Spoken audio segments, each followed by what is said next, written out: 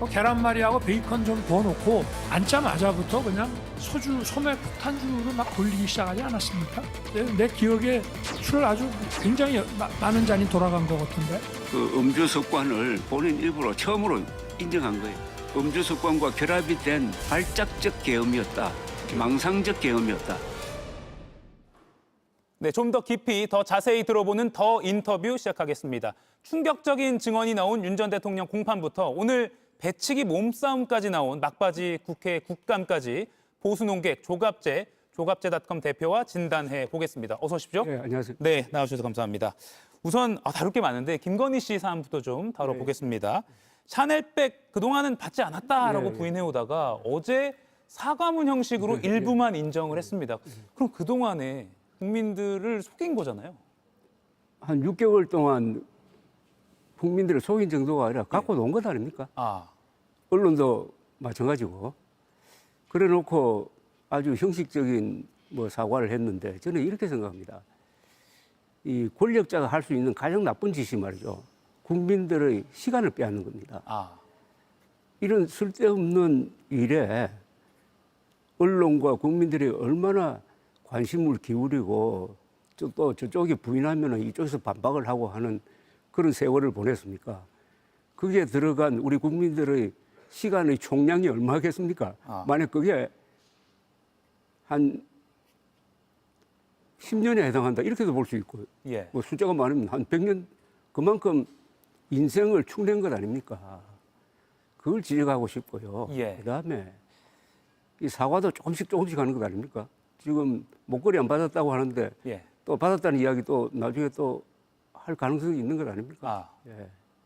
그래서 이런 걸 사과를 하려면은 역사적 경험이 다 있죠. 사과하면은 화끈하게 한 번으로 끝내야지. 예. 조금 했다가는 그게 또 커져가지고 결국 몰락으로 가는 게 미국 그 모티게티 사건 때 닉슨이 사임한 것도 그렇게 된 것 아닙니까? 예. 그러면 어제 수준의 사과라도 예. 윤석열 대통령 재임 시절에 만약에 디올백 수수 사건 이럴 때 했다면 비상계엄은 안 왔을 것이다. 이런 상상에는 어떻게 좀 동의하십니까? 그건 아닌 것 같은데요. 아. 저는 비상계엄의 근본 원인이 뭐냐 하는 것은 그건 참 이 언론이나 법률 사안을 벗어나는 것일지는 모르지만은 예. 저는 이렇게 생각합니다.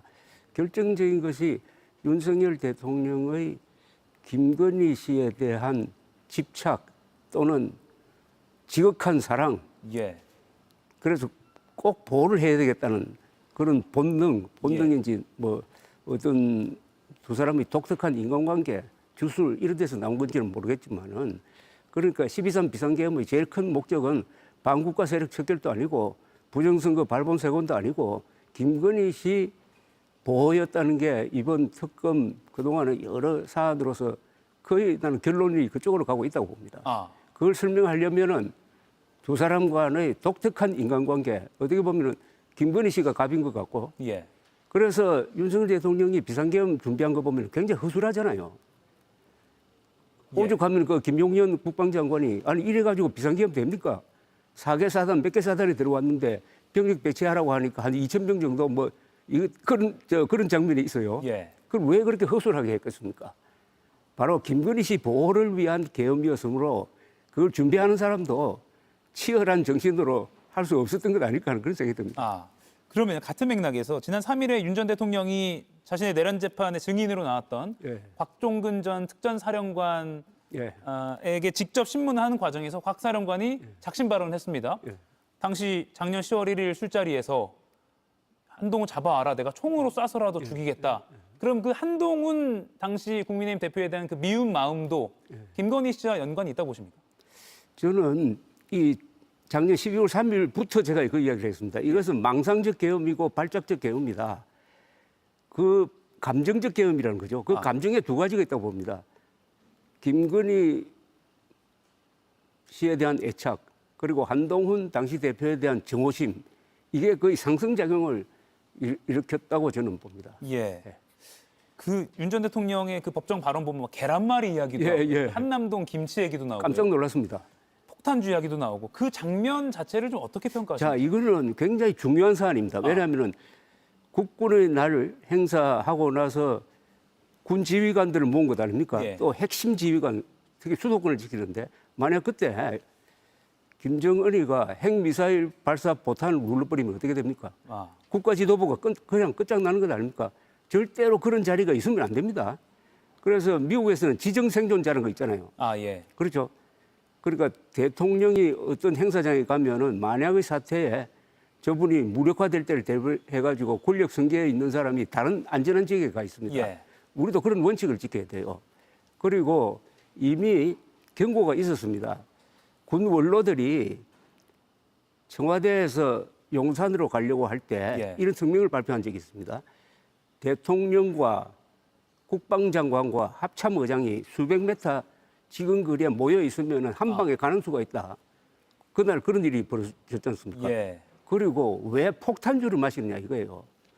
저는 하나 묻고 싶어요. 만약 한미동맹이 없었으면은 예. 주한미군이 없었으면은 그런 자리가 있었을까요? 아, 윤석열 대통령과 그 군 지휘관들까지도 안보는 미국이 알아서 해주니까 우리는 오늘 이렇게 즐기자 하는 그런 아주 안이한 어떻게 보면 아주 타락한 그런 모습 아니었습니까? 아. 당시 아니 군 수뇌부와 예. 폭탄주가 목구멍으로 넘어갑니까? 북한이 지금 핵미사일 발사 포탄을 누른다면은 북한에는 말릴 사람 없잖아요. 남한에는 막을 방법 없잖아요. 예. 이스라엘 같으면 그런 자리에 있었겠습니까? 예. 그 술자리 자체가 참 부적절했다. 그래서- 안보상으로 봤어도. 예, 그래서 우리 매뉴얼 만들어야 됩니다. 아, 이런 자리는 앞으로 안보상의 문제로 해가지고 이런 자리는 절대 있어서는 안 된다는 걸 교훈으로 남겨야 됩니다. 예. 대통령의 행동에 대한 매뉴얼이 있어야 돼요. 예. 그런 것까지도 교훈을 남겨야 된다. 윤 전 대통령 측은 왜 이제 와서 그런 발언을 하느냐라고 하면서 곽 전 사령관의 진술 신빙성을 깎아내리려고 하고 있거든요. 재판부는 이 곽 전 사령관의 일종의 뭐 핵심 발언, 폭탄 발언 이거 어떻게 평가하라고 아니, 보십니까? 헌법재판소 심리 때부터 두 사람이 윤 대통령과 곽종건 사령관의 말이 달라졌는데 예. 그게 결국 나중에 헌법재판소의 그 결정문을 읽어보면은 결국 곽종건 사령관의 말이 옳았다는 것이 증명된 거 아닙니까? 저는 예. 이번 두 사람의 대화의 그 진실 공방에도 불구하고 저는 곽종건 사령관이 훨씬 더 신뢰성이 있다고 생각합니다. 아, 곽 전 사령관이 신뢰성이 있다. 술 관련해서 하나만 더 여쭈면 윤 전 대통령 재임 초기부터 술 너무 많이 마시는 거 아니냐라는 언론 보도들이 나왔어요. 그렇죠. 그때는 풍문 수준이었고 대통령실은 부인하는 취지로 계속 일관해 왔는데 윤 전 대통령이 스스로 뭐 앉자마자 많이 마시지 않았습니까? 라고 발언한 거 보면 예. 이건 10월 1일 작년 그 술자리만 그런 게 아니라 쭉 그래왔다. 그게 증명돼 보십니까? 있잖아요. 이번에 저 법정에서 왜 그 간 수치가 제시된 적 있잖아요. 아. 정상인은 6배였잖아요. 예. 그 정도면은 잘못하면 필름 끊어지는 순간 아닙니까? 그리고 기자들 책임이 있어요. 윤석열 대통령의 폭언 습관에 대해서는 기자들이 사석에서는 이야기했잖아요. 예. 왜 그걸 기사를 안 씁니까? 거기 출입하는 기자가 많잖아요. 예. 그 출입하는 기자가 윤석열 대통령의 일거수일투족에 대해서 보도를 해야 되죠.